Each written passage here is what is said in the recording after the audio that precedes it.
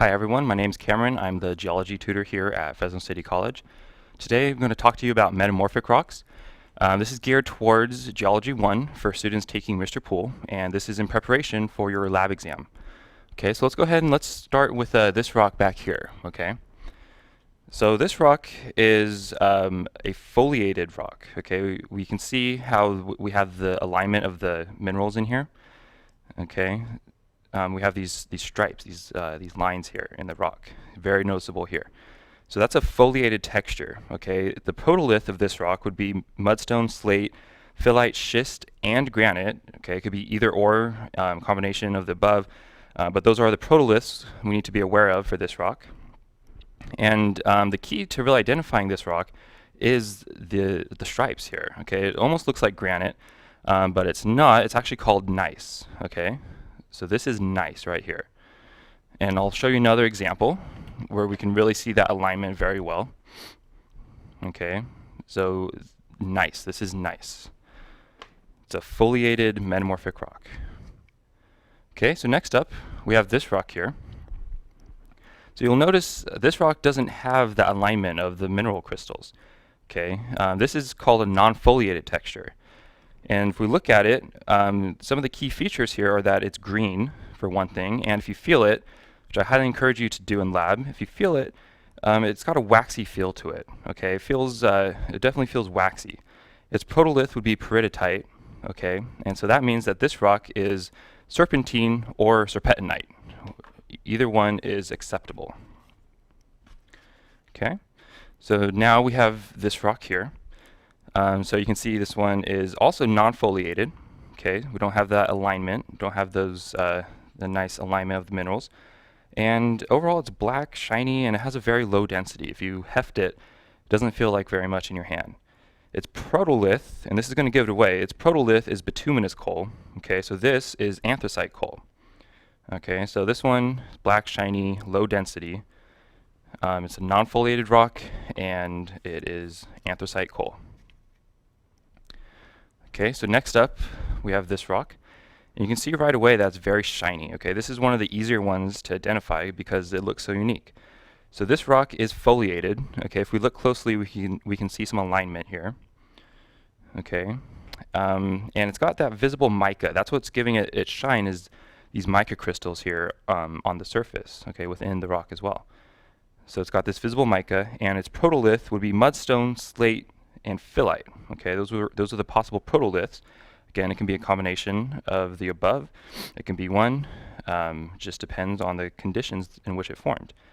Okay, so this rock is schist. Okay, remember, shiny schist. That's what I use to remember it. Okay, so very shiny, very unique looking. That is schist. Okay, next up we have this rock. So again, this is foliated. We can see some alignment there in the rock. Okay, hoping to get into focus here.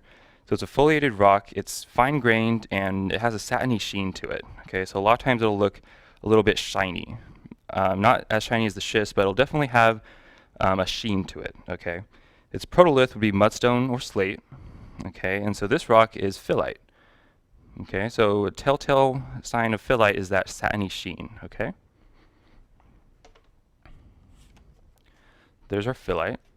Now next up, we have this guy here. So again, this is a foliated texture. If we get into focus here, we can see some of the alignment, especially on this face here. Okay, and this rock has what we call slaty cleavage. Okay, which means it breaks into thin sheets. So that should give it away. This is slate. Okay, its protolith is mudstone. And another key identifying factor for slate is it has a ring to it if we hit it against the table or another rock, whatever we have. Okay, so slate has a telltale ring. It's foliated and it has slaty cleavage. Okay, we can see the alignment there, and it breaks into thin sheets. Okay, so that's slate. Okay, next up, I've saved some of the most confusing ones for last. They're not necessarily hard, but they look similar, so students have trouble. So here we have this rock. It's a non-foliated texture. It's crystalline, and its protolith is limestone. Okay, so since its protolith is limestone, this one will actually react with hydrochloric acid. Okay, so this one is marble. Okay, we should be able to see some nice crystal faces shining back at us.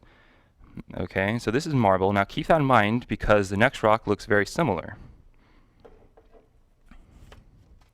Okay, the next rock is this one here.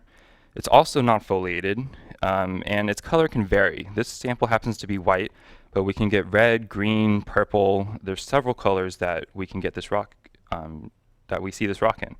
Its protolith is sandstone. Okay, so this rock will not react with hydrochloric acid, whereas the marble will.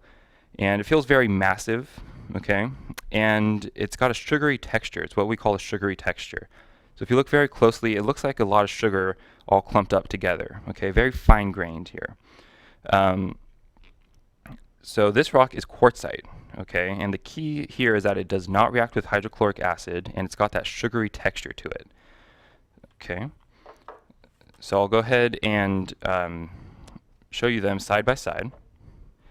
Okay, so the marble's on the top, quartzite's on the bottom, and you can see the marble has a much different texture to it. It's much more crystalline, whereas the quartzite, if you look closely, has a sugary texture to it. Okay, and again, the sugary texture is just something you need to practice. Just give yourself some time to let your eye develop how to see it, and it'll become pretty obvious to you.